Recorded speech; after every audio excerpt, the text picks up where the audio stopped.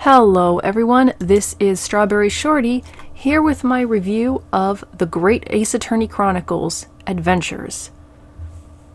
So I'm playing on the Switch Lite, and this will be a review of the first half of the collection, so just the first game. I don't know how well this will go over, but I'm intending to try and do this review with just images instead of video.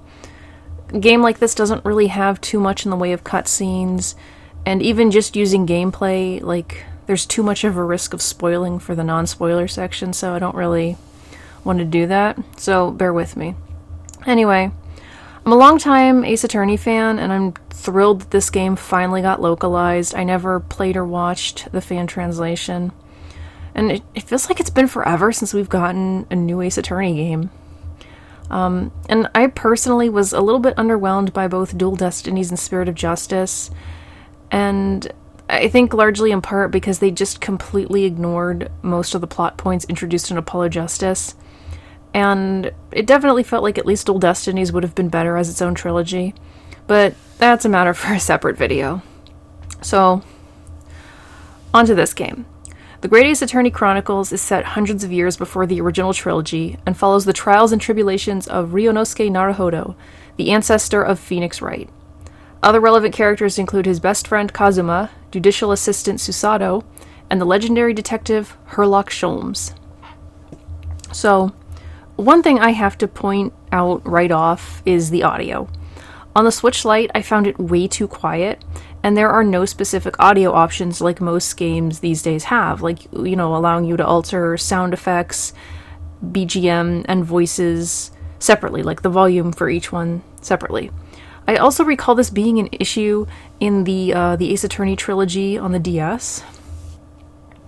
Another kind of audio issue I had, not really a technical issue, but the music this time, while still really good, doesn't feel quite as impactful as that of the original games, and even like the later games. It's just something I kind of wanted to throw out there, since the audio was the first issue that really stood out to me, and it just noticed it the minute I started up the game. I got used to the lower volume as time went on, but it's still something I wish they would have patched. Anyway, let's move on. So these games are largely visual novels, but there's also a fair bit of gameplay.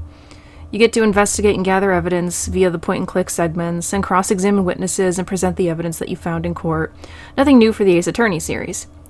My biggest complaint about these segments in Adventures was that it rarely felt like we got much in the way of actual evidence.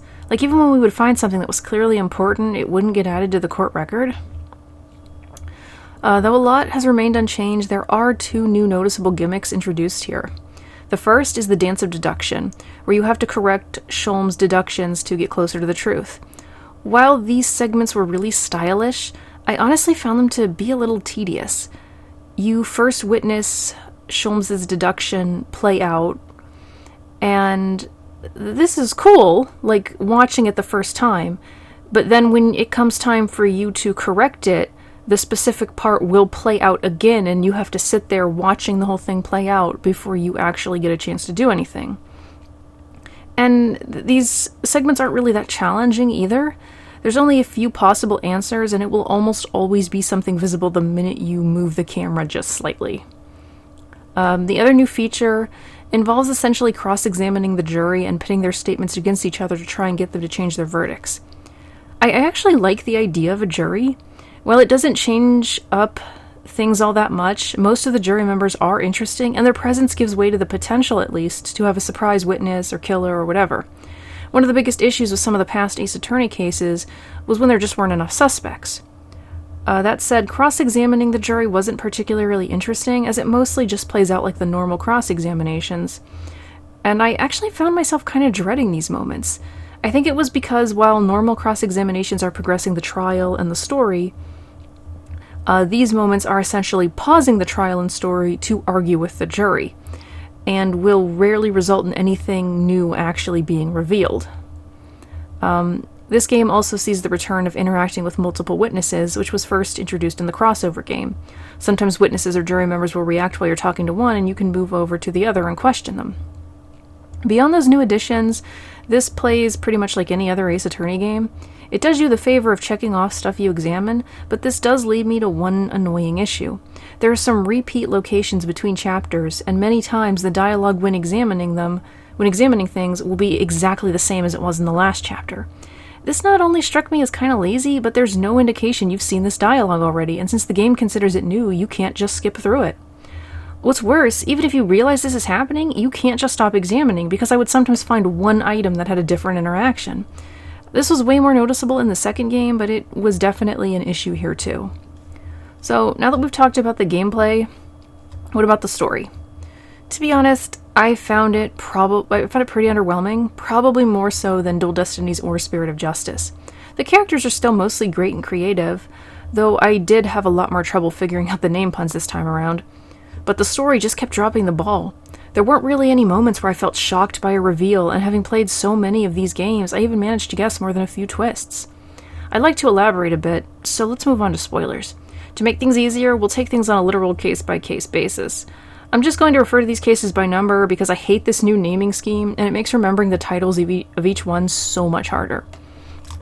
So, Case 1 started out strong in a lot of ways. Ryunosuke is a really likable protagonist, and though I think they could have held out a bit longer on him, shaping up, seeing how nervous he was and how weak, his table slams were, was a nice change compared to what we're used to. His best friend Kazuma is also a likable character, and I am just waiting for the moment where he dies or betrays us. Prosecutor Ouchi, the clear descendant of Winston Payne, is also a treat. The judge is interesting and has a memorable design. Hosanoga is another favorite of mine. But I didn't much care for the other two main witnesses. They really kind of dragged the case down for me, and their whole shtick was not really interesting. The obvious villain, Giselle Brett, is an intriguing character as well, and you really want to take her down. I also love her breakdown and all those cute little birds that come from it. But there are several big problems with this case, though. First is that it ultimately feels unsatisfying. It made me think of the first case of Apollo Justice in that you find the killer, but a lot's left unanswered. While it's obvious these mysteries will be resolved eventually, I've pinpointed why this case feels worse. In Case 1 of Apollo Justice, there's a well-done twist. In this case, there isn't. You don't even get the satisfaction of knowing you stopped the killer because we're told afterwards she'll almost certainly get off. What's more, the whole murder plot here feels extremely contrived and ridiculous. Brett wants to kill Dr. Wilson. Rather than do this in private, she risks poisoning him in a public restaurant. She uses a poison that's untraceable, but for some reason is extremely worried about being found out. When Ryunosuke comes over to greet the doctor, she shoots Dr. Wilson and frames him because she was afraid of anyone knowing she was there. But this makes no sense. She's an English woman in an extravagant dress in Japan at an establishment with only a couple of other patrons. No way everyone hasn't noticed her already, and a gunshot can only draw more attention to her. There was simply no need to commit the crime in public, let alone frame someone else for it. So, then we move on to Case 2. This might just be my least favorite case in the game.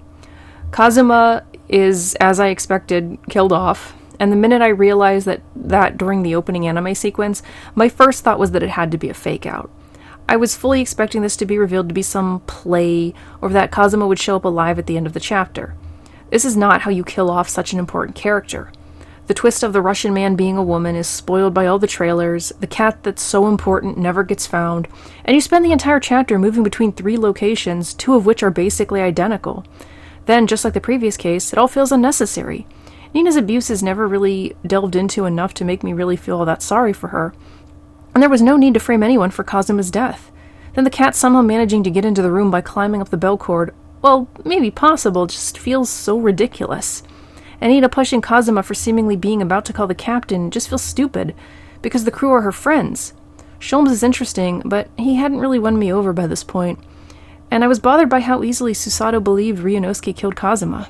It was nice to see Hosanaga again, though. So Case 3. We meet the obvious final boss, and then we're thrown into another case and go straight into a trial. Seriously, meeting Strongheart was like when I first met Inga in Spirit of Justice. My mind just immediately goes to you are either a murderer or a victim at some point. He's like an amalgamation of several previous villains, and it's really obvious. The case itself could have been interesting, but it just fell kind of flat to me. For the 3rd time, we get robbed of the satisfaction of stopping the killer. The idea of an evil defendant is not bad, but I just felt like it could have been executed better. The best thing about this case, for me, was the introduction of Van Zieks. He's not only an interesting and entertaining prosecutor, but he never felt needlessly hostile. And I really got the feeling he actually cared about the truth, which is a welcome change. I've heard a lot of people complaining about his attitude towards Ryunosuke, but frankly, he's nicer than most of the people we've met in this country. This case also marks the introductions of Gina Lestrade and Iris Wilson, but I don't really have much to say about either of them at this point. The ending was a shock, but given everything else that happens, I kind of feel like it might have been smarter to have Ryunosuke and Susato witness this moment. Case 4. This is the first full case we get with an investigation and a trial, and it's just way too late in the game. They give us a decent amount of characters, but not much stands out to me. The big twist is that a knife thrown during an argument went out the window and stabbed the victim, so we again don't really get to nail a bad guy. It wasn't a twist that shocked me, and I think part of what's so frustrating is that there was no real way for anyone playing to predict this without, like, really reaching. I also kind of found the defendant a little obnoxious. So case 5. Last case of the game. I liked Ashley the minute I met him, mostly because of his design, and that little drawing of Gina he has is super cute, but how did he even get that or know about her going to the pawn shop for McGilded? Was that ever addressed? This whole case is so weird to me. Gina points Windibank's gun at him to make him show her Iris's manuscript, which Susato somehow knows the title of. She's found unconscious next to his dead body with the gun in hand, which apparently makes her the killer.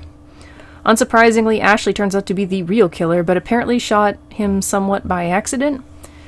His desire for wealth led him to work with McGilded, giving him government secrets. He had his father make the devices used to play said secrets, and it turns out his father was the guy who McGilded killed back in case 3. We never learn what exactly happened in that carriage, but I like to think that Mason was trying to protect his son.